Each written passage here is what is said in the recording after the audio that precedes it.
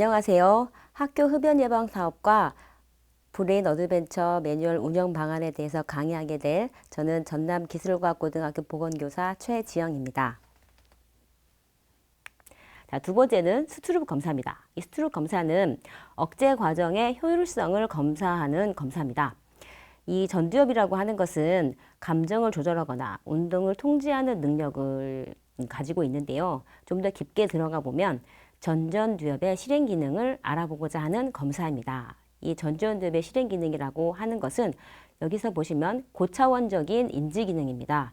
그래서 필요할 때 적절하게 반응을 하지만 부적절한 자극은 차단하는 능력, 이것이 바로 전두엽 실행 기능입니다.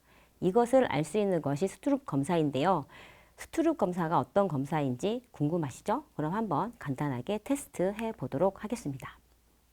검사지는 이렇게 구성이 되어 있습니다. 총 3가지로 나누어져 있어요. 단어, 색상, 단어 검사 3가지로 구성이 되어 있고요.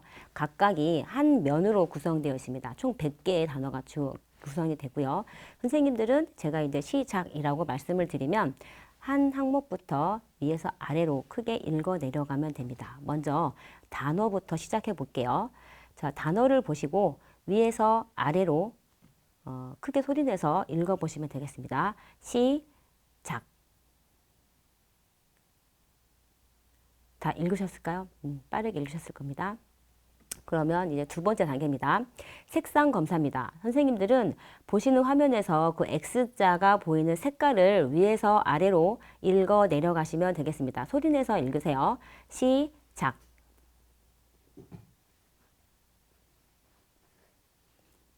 네, 다 하셨죠? 그러면 색상 단어 검사입니다. 이 항목에서는 여러 선생님들은 보이시는 단어의 색깔을 읽으시면 되겠습니다. 색깔, 단어를 읽으시는 게 아니고요. 색깔을 읽으십시오. 시작.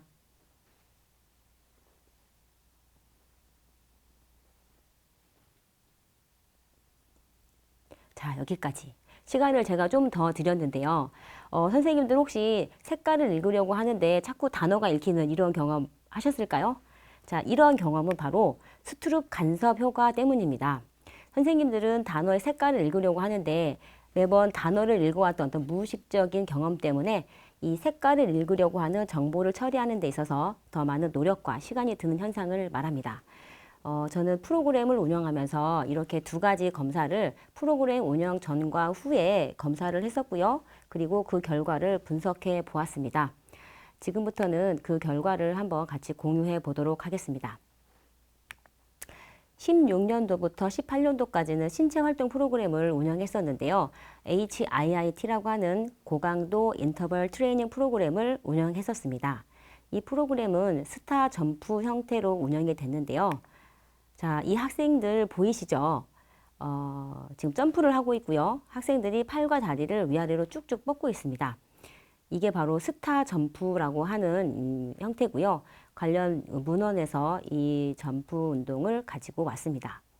이 프로그램은 이렇게 구성이 됩니다. 주 3회 총 8회 운영을 하게 되는데 운동을 준비하는 시간과 정리하는 시간 10분을 제외한 총 10분 동안 학생들은 저강도 저속 걷기와 고강도 스타 점프를 3회기 반복하게 됩니다. 이때 저강도 저속 걷기는 최대 심박수 50% 이하, 그리고 고강도 스타 점프는 최대 심박수 80% 이상. 어느 정도 되느냐면 학생들의 심박수가 약 180, 최대일 때, 그리고 저강도는 약 130 정도를 유지하면서 걷거나 점프하는 프로그램입니다. 이 프로그램을 운영해 본 결과 운동을 참여했던 학생들의 경우에 그 집단은 충동성과 신체활동 선호에 자기통제력 하위 변인이 증가한 것을 알 수 있었습니다.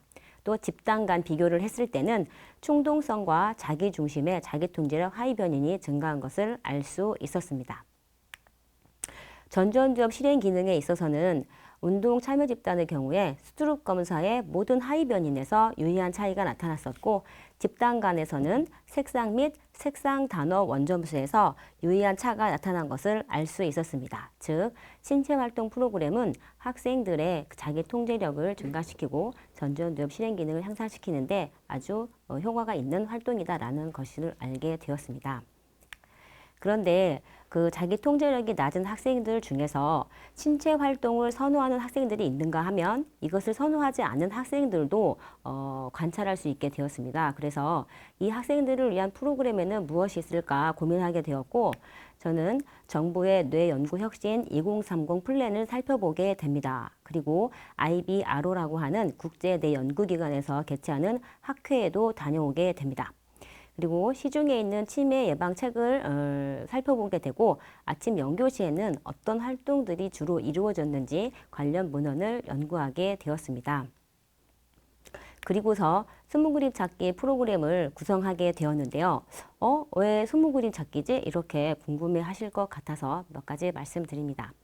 관련 문헌을 찾는 중에 2016년도에 그 스무 그림 찾기 프로그램, 스무 그림 찾기 그 책 중에서 가장 인기가 있는 책은 어느 출판사에서 나왔는가 이것을 연구한 국내 논문이 있었어요. 그걸 보니 이 출판사가 이렇게 유명하다고 이렇게 잘 팔린다고 이런 생각이 들면서 그럼 이 책을 이 출판사의 스무 그림 찾기 책을 활용해서 한번 운영해보자 이런 계획을 세우게 되었고 이 프로그램은 주 3회 8주간 실시하게 되었습니다. 그때 사용했던 교재들은 이와 같습니다.